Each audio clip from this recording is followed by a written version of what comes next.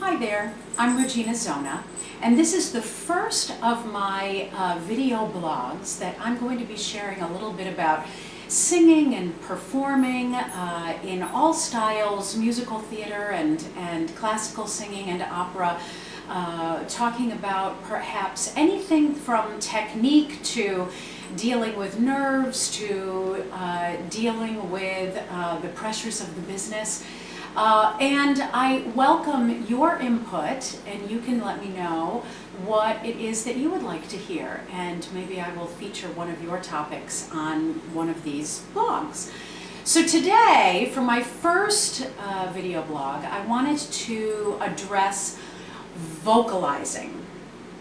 Vocalizing is perhaps one of these most monotonous or boring things that have to do with singing, but yet it is one of the most important things that we as singers, no matter what kind of singer, if you're a musical theater singer, if you're a classical singer, if you're a jazz singer, no matter what, vocalizing is one of the most important things that you can do for your singing in your practice and in your performance.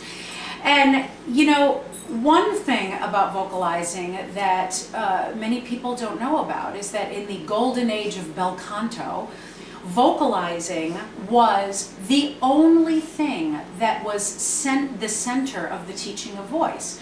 Master teachers would spend years teaching their students vocal exercises only and not allow them to sing repertoire, to do anything except vocal exercises. I remember that my first voice teacher was brought up in this school, and she said that when she was in high school, she studied with a teacher who did not allow her to sing a song for 2 years. All she did was vocal exercises. So, of course, times have changed, and I'm not suggesting that that is something that is important for you to embrace, that now you need to stop singing songs and arias and whatever and just start vocalizing forever and ever, because certainly there is a lot that can be learned in just using the repertoire that you're singing as a vocal exercise to address technique. But it's interesting to know that in the golden age of bel canto, even through the first half of the 20th century, that was the practice. It was all focused on vocalises, because in vocalises, that's where you can focus on the technical aspect of singing and all technical aspects of it. So the thing is that brings me to the fact that vocalizing is not just about warming up. It's not just about doing those stretching exercises before you run around to the track. And that is really, really important to know. Yes, of course, in the act of vocalizing, you are lubricating all of your muscles and getting your breath to work and making sure that the machine is working the way that it's supposed to. But that is not the sole purpose of vocalizing. Vocalizing, while yes, it does oil the gears, there are many, many other important things that it can address. Like, when you vocalize, you can think about lining up pure vowels. You can ground your breath. You can seamlessly connect your registers. You can work on approaching particular high notes or singing through your passaggio with ease. You can work on dynamic control, like messa di voce. You can work on freeing your breath for agility. All of these things are important for you to address beforehand without the complication of text and musicality and character, these things that come into play when you're actually singing repertoire. In vocal exercises, you can focus on getting the voice lined up with the breath without any other distractions, because you're dealing with simple, often scalar exercises that focus in on just 1 or 2 vowels at a time, rather than every vowel in the spectrum. But the other thing is that when you don't vocalize properly before you sing, oftentimes what happens is that your stamina gets compromised. That if you're not vocalizing and you just start singing your repertoire from a cold voice, that what often tends to happen is that you have a tendency to push your voice to try to get it into the right place or force it into doing what you want it to do. And ultimately what happens is that you're not able to sing for as long as you would like, and that ultimately those technical issues do not get fixed within that repertoire because your voice is not ready to handle it. However, just as important as making sure that you're vocalizing enough and before you sing, you don't want to overdo it. You don't want to spend an hour just on vocalizing and then all of a sudden you get to your repertoire and you have nothing left. So that's something to think about.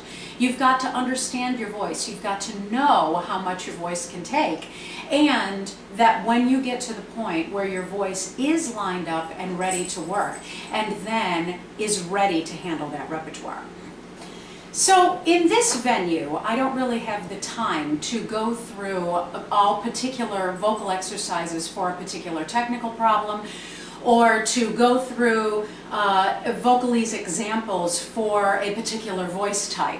However, if that is something that you're interested in, email me from my website and let me know, and perhaps I can dedicate one of these video blogs to those particular purposes and make a specific blog for a particular voice type or to address a specific issue. But one of the things that I wanted to do was give you some ideas of things that you want to think about in your vocalizing when you go to practice, or if you're warming up for a rehearsal or for a performance or whatever. These principles that you can carry with you all the way through, no matter what it is that you're doing. The first thing that I want to share with you is that it's really important that you start simply. Do not go in with a cold voice and all of a sudden start singing your loudest, your fastest, your highest vocalese ever. Because the thing is that the purpose of starting out with these vocaleses is that you want to get down to the bare basics of the technique to make sure that your voice is starting from the foundation and strengthening and warming up from there. So the thing is that what you want to do is you want to focus in on simple exercises. Exercises that perhaps focus only on one vowel or maybe two vowels. Vowels that easily focus where it is that you want them to focus. So for some singers, that vowel is an E vowel. It is just a naturally well-focused vowel that stays on the palate where you want it to stay. For other singers, E vowels have a tendency to promote tension, and therefore, if that's the case, don't start with an E vowel. Start with another vowel like an O or a well-placed Ah that helps you keep everything in line. Oh, and those are my dogs barking if you happen to hear them, so don't be distracted. So find a good vowel to start with that focuses easily on its own without much effort. And then sing those vowels in a very simple exercise that perhaps is just like a 5-tone exercise. 5 tones going down the scale or 5 tones going up and down the scale. That is not too complicated, that you can just focus on lining up your vowel with your breath. And as you go down the scale or up the scale, you are making sure that you are finding the continuity of those vowels in the focus of those vowels. So keep it simple. Now that leads me to my next point, which is that you always want to start in your lower to mid range. You do not want to start in the lowest part of your voice or in the highest part of your voice. Start in a part of your voice where your voice is more natural, where you speak. because that is where your voice is living at that moment, and then you can just easily transition into starting to sing where your voice lives and then expanding the range from there. If you start too high or too low, then you might get into problems where your larynx starts raising prematurely, or you force too much chest voice into the voice, which then doesn't allow the voice to be fresh and natural. So make sure that you start in your mid-range and then you can go up gradually from there. Then what you want to do is you gradually expand your range, maybe in the first couple of exercises. Don't go beyond your secondo passaggio. Get up to that area, sing through that area, but then come back down. And don't go to your very lowest note in your range either. Just touch upon the parts of your voice that are towards your chest voice. And again, just make it nice and easy until your voice, after a couple of exercises, starts warming up. You can then start expanding your range. Work on focusing all of the Italianate vowels in the right place, where you have successfully focused the first couple of vowels in your first exercises. So after your first couple of exercises, you want to then start bringing in more vowels. So maybe that's just as simple as doing all 5 Italian vowels on one note in an EO exercise, or however you want to do it, where you're focusing on trying to get all those vowels to focus in the same place. Then what you can do is you can start expanding your range gradually. Start taking those exercises, those scalar exercises, just above your passaggio, and so that you are expanding your range up and you're expanding your range down. Work through your secondo passaggio, making sure that you are taking some time to focus in on what that special area is all about, how you want to approach it, and how you want to get past it. And then just touch your highest note. No need to go to the super high and try to sing a third above any high note that you've ever sung before. You know, just go up to your highest note. And then what you want to do is you want to make sure that after you've explored your high, don't forget to come back down. Sometimes when we sing super high, perhaps not thinking too much about it, our larynx starts to raise. When our larynx starts to raise, that's when you start to feel fatigue.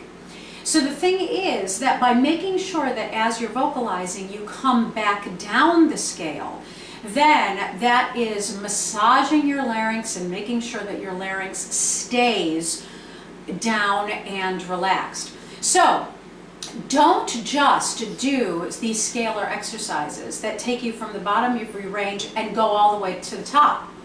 Make sure that once you get to the top, do that same exercise coming down the scale, so that you make sure that you're stabilizing your larynx all the way up and down.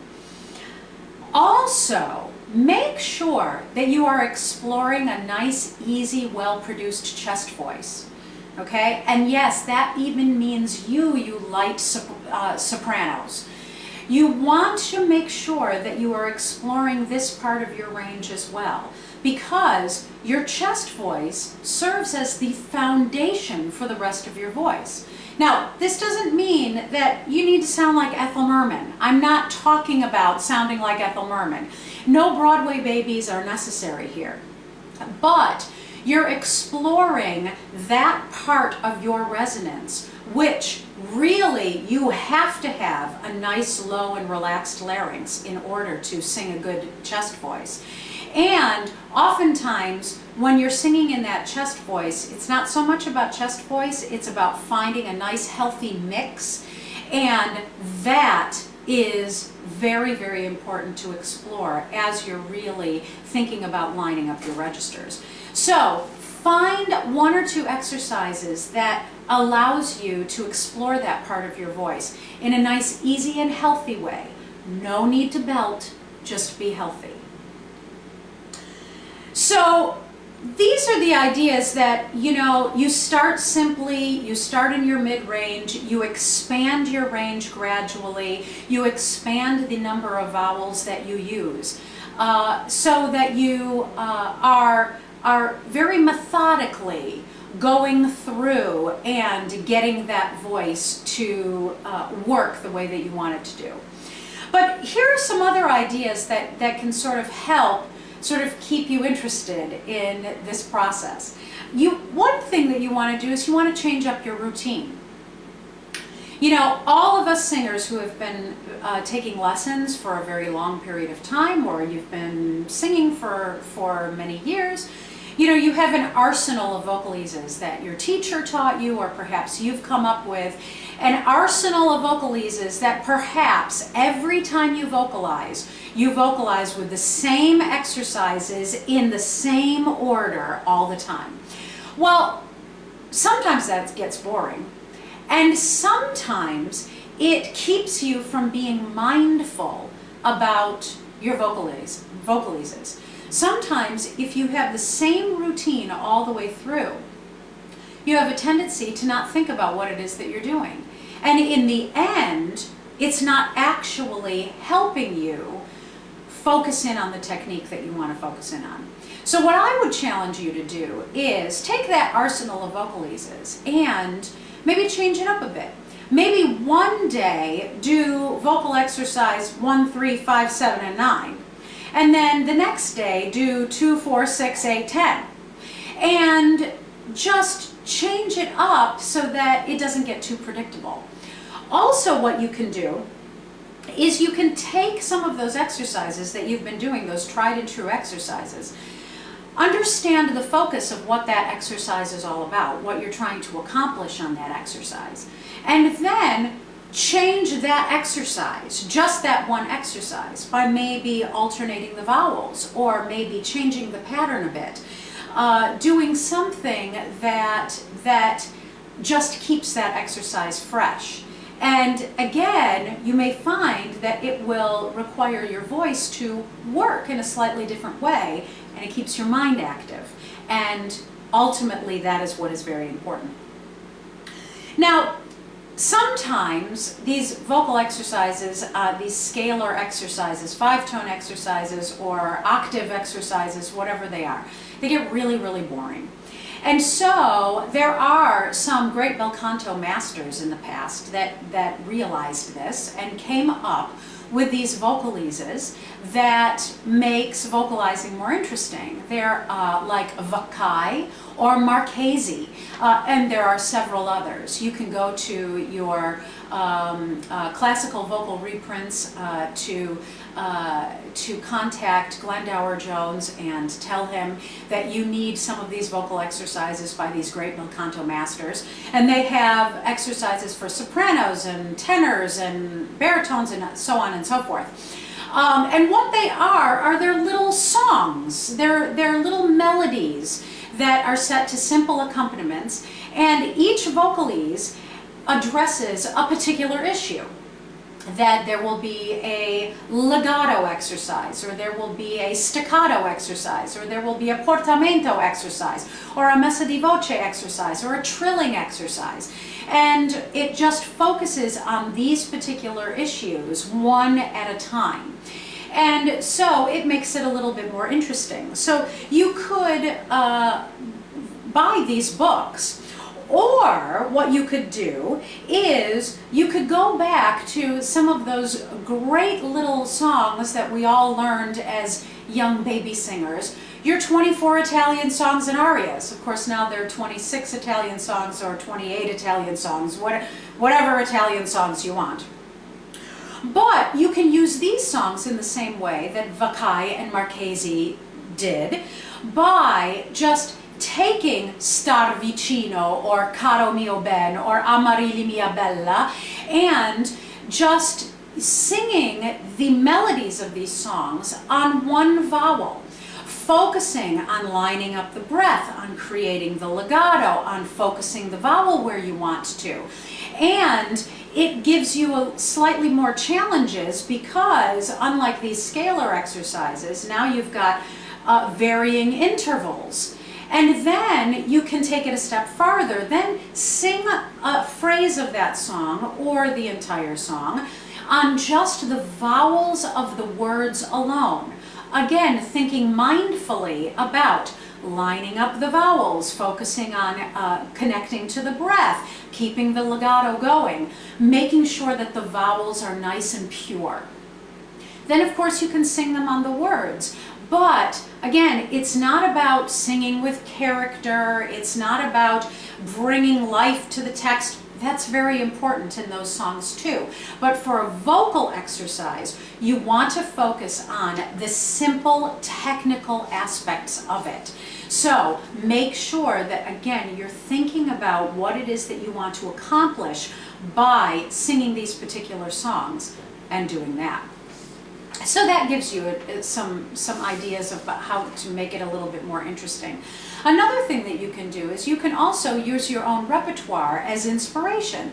So if you are really working on how to sing an excellent high B flat, because you're singing Vici d'arte and you have to go up to that high B flat on perché, then what you need to do is you can look at that particular section of your aria that approaches that B flat and try to figure out how you can make a vocalise out of the approach to that high note.